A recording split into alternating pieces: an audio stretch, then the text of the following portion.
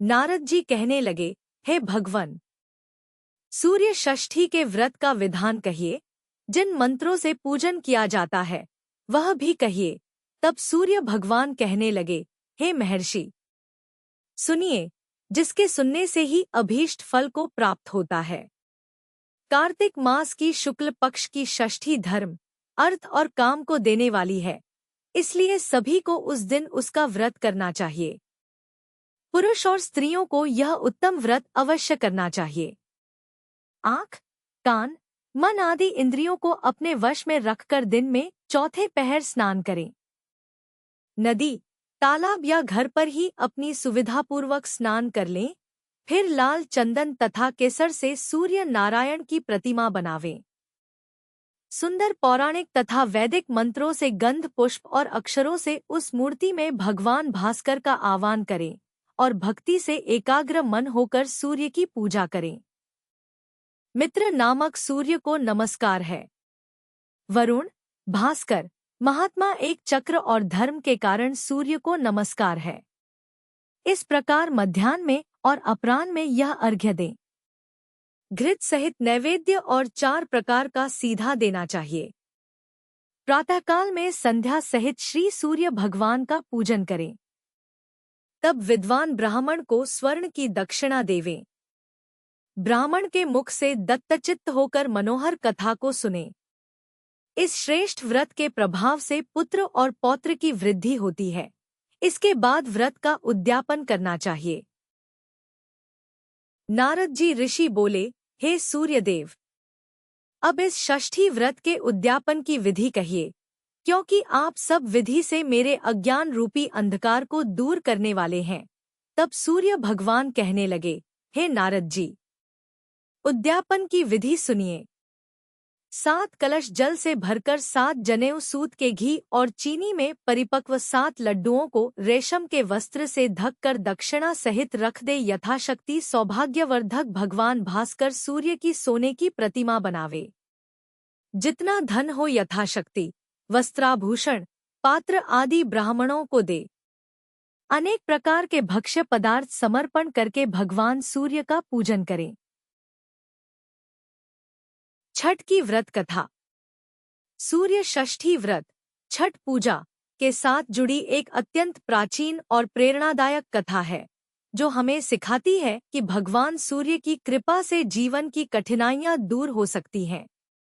यह कथा हमें उस काल की ओर ले जाती है जब बिंदुसार तीर्थ में महिपाल नामक एक धनी वणिक निवास करता था।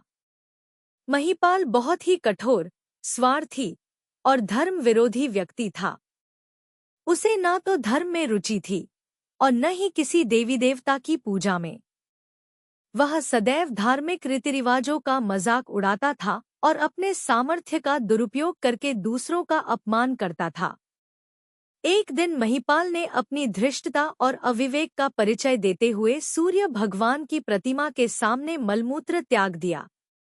यह एक अत्यंत घोर अपराध था और उसके इस अपमानजनक कृत्य के कारण सूर्य भगवान का प्रकोप उस पर टूट पड़ा। थोड़े ही समय बाद उसकी आंखों की ज्योति समाप्त हो गई और वह अंधकार में जीने के लिए मजबूर हो गया। आंखों की ज्योति खो जाने के बाद महिपाल के जीवन में अंधकार छा गया। वह दुखी, हताश और निराश हो गया और उसे अपने किए गए पापों का पश्चाताप होने लगा। परंतु अब उसे कोई रास्ता नहीं सूझ रहा था कि वह अपने जीवन को किस प्रकार से समाप्त कर सके। इस निराशा में डूबा हुआ महिपाल एक दिन गंगा नदी की ओर चल पड़ा ताकि वह वहां कूदकर अपने जीवन का अंत कर सके।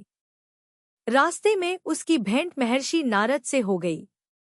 नारद जी ने देखा कि महिपाल अत्यधिक उदासी और निराशा में डूबा हुआ है। उन्होंने महिपाल से पूछा, हे वणिक, इतनी जल्दी में तुम कहाँ जा रहे हो और तुम इतने व्यथित क्यों हो?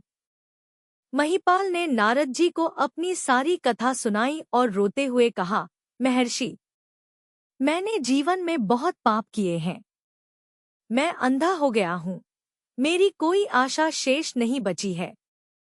अब मैं इस दुख से मुक्ति पाने के लिए गंगा में कूदकर अपना जीवन समाप्त करना चाहता हूँ। नारद जी ने उसे स्नेहपूर्वक समझाया और बोले, मूर्ख प्राणी, तुम्हारी यह दशा सूर्य भगवान के अपमान के कारण हुई है। यदि तुम जीवन से हार मानकर इसे समाप्त कर दोगे तो तुम्हें कभी शांति नहीं मिलेगी। परंतु यदि तुम सच्चे हृदय से भगवान सूर्य की आराधना करो तो तुम्हारे सभी पापों का नाश होगा और तुम्हें जीवन में पुनः सुख शांति प्राप्त होगी। नारद जी ने महिपाल को सूर्य षष्ठी व्रत का विधान बताया। उन्होंने कहा, तुम कार्तिक मास की शुक्ल पक्ष की षष्ठी तिथि को सूर्य षष्ठी व्रत का पालन करो। 3 दिनों तक कठोर उपवास रखो और विधिपूर्वक भगवान सूर्य की पूजा करो। इससे तुम्हारे सभी कष्ट दूर हो जाएंगे और तुम्हारी आंखों की ज्योति लौट आएगी। महिपाल ने नारद जी की बात मानी और सूर्य षष्ठी व्रत का कठोरता से पालन किया। उसने भक्ति और श्रद्धा से सूर्य देव की आराधना की। व्रत समाप्त होने पर जब उसने सप्तमी के दिन उगते हुए सूर्य को अर्घ्य दिया तो उसकी आंखों की ज्योति वापस लौट आई। उसका जीवन फिर से सुख समृद्धि से परिपूर्ण हो गया और उसने अपने किए पापों के लिए भगवान सूर्य से क्षमा मांगी। महिपाल ने अपनी भूल से सबक लिया और जीवन भर धर्म के मार्ग पर चलते हुए अन्य लोगों को भी इसी पथ पर चलने के लिए प्रेरित किया। वीडियो अंत तक देखने के लिए धन्यवाद। अगर आपको वीडियो पसंद आई हो तो लाइक करें। ऐसे और वीडियो देखने के लिए चैनल को सब्सक्राइब करें। धन्यवाद।